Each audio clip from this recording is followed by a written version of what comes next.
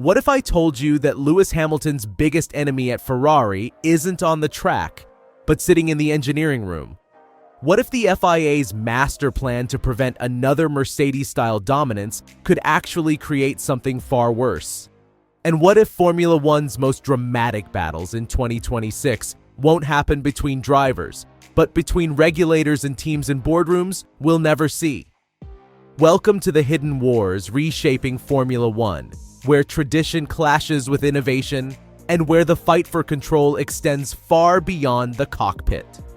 Lewis Hamilton didn't arrive at Maranello to be a student, he came to lead.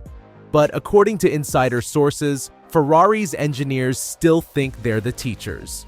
What's unfolding behind the scenes isn't just about adaptation time or patience. It's about a cultural clash that's threatening to tear the team apart from within. Former F1 driver Juan Pablo Montoya didn't mince words when he revealed the truth. Hamilton drives one way, but Ferrari's engineers keep telling him that's not how their car should be handled. Think about that for a moment. A 7-time world champion being told to unlearn what made him great. Doesn't that feel backwards? The numbers tell a brutal story. 14 races in, Hamilton has 0 podiums.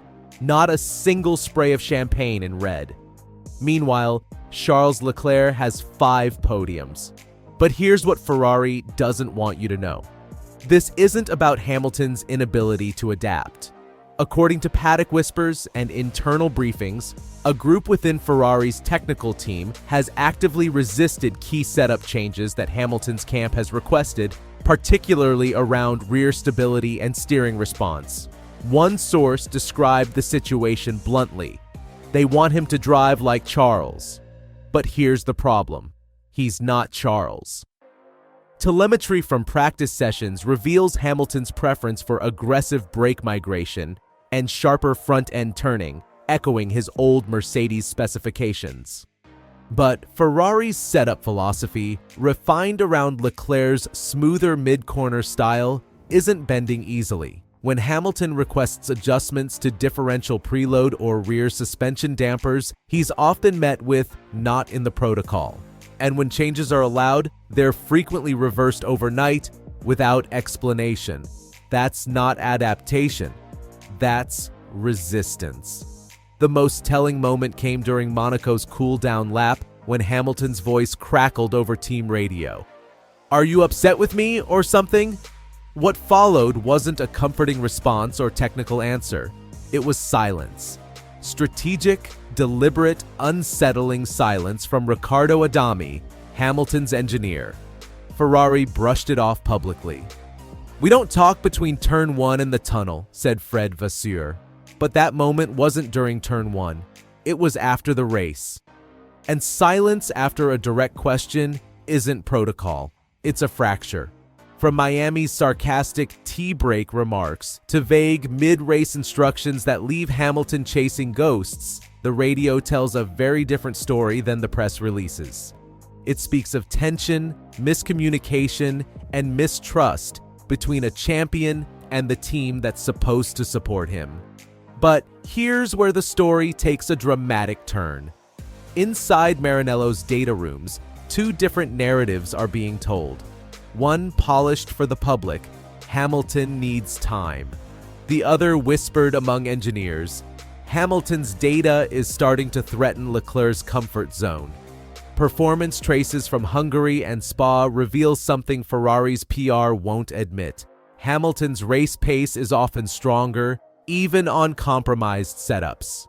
At Spa, telemetry showed Hamilton managing tire degradation more effectively in high downforce configuration, despite being underfueled, a fact he revealed publicly, going against the team's usual media script. At Imola, Hamilton overtook Leclerc on track. No team orders, no DRS assistance, just instinct and racecraft. Yet after the race, the celebration was muted. The internal review room was split. Leclerc with the strategists, Hamilton isolated, debriefing with just Adami and 2 data engineers. One source described it plainly: the data scared them. Not because it was flawed, but because it was undeniable. After Spa, the shift became visible. Hamilton, who had spent the first half of the season adapting and observing, suddenly changed tone. Post-race, he didn't hide behind PR filters. "We underfueled for the wing we had, no blame, just exposure." That single quote triggered emergency meetings at Maranello, not about setup, but about optics. Now, strategy briefings look different. Hamilton gets earlier access to scenario planning. His feedback isn't just logged, it's acted upon. Simulators now run his setups parallel to Leclerc's, not as tests, but as serious options. After Spa, a new torque delivery model went live in the simulator, one Hamilton had pushed for since China. Leclerc didn't request it and wasn't even briefed on it until days later. Ferrari is starting to feel like two teams pretending to be one. Hamilton's feedback now sets the direction. Torque curves adjusted, brake bias windows widened, throttle maps rebalanced. Meanwhile, Leclerc's camp is reportedly frustrated as engineers once focused on his inputs now seem more preoccupied with verifying Hamilton's data. Wait, you're getting bored? Let's see what Charles and Lewis are actually doing. During their holidays, while the engineering wars rage behind the scenes, both drivers are taking completely different approaches to their summer break. And honestly, it's pretty telling about their personalities. Charles Leclerc is spending his holiday days living his best life with his beloved dogs, Leo and the gang. Picture this: Charles cooking in his kitchen while his furry friends watch hopefully for drop treats, then heading out to relax by the sea or in his yard. The most wholesome content? Charles running along the beach with his friend Leo, just pure joy and simplicity. It's exactly the kind of laid-back, family-oriented break you'd expect from someone who grew up in Monaco. Meanwhile, Lewis Hamilton is spending his summer break with his iconic companion, Roscoe. The seven-time world champion is making the most of his downtime with his best friend. From sunny strolls to mountainside relaxation, fans are getting a rare, wholesome glimpse into Hamilton's life away from the track. Pure good vibes, style, and speed. Well, maybe not for Roscoe, who's more about the leisurely pace these days. It's fascinating how even their holiday choices reflect their racing philosophies. Charles keeping it simple and grounded, Lewis bringing that signature style and adventure. While Ferrari battles internally, the FIA has revealed their master plan to prevent another Mercedes-style era of dominance. Remember 2014, when Lewis Hamilton and Nico Rosberg were beating entire grids by 49 seconds in Spain? The FIA never wants to see that again. Their solution? The most radical overhaul in Formula One history for 2026. Nicholas Tombazis, the FIA's single-seater director, confidently told Autosport, "I don't think we're going to have a situation where a single manufacturer has such a huge advantage as was the case in 2014. The new regulations remove the MGUH, that incredibly complex turbocharger-mounted heat recovery system that gave Mercedes their crushing advantage.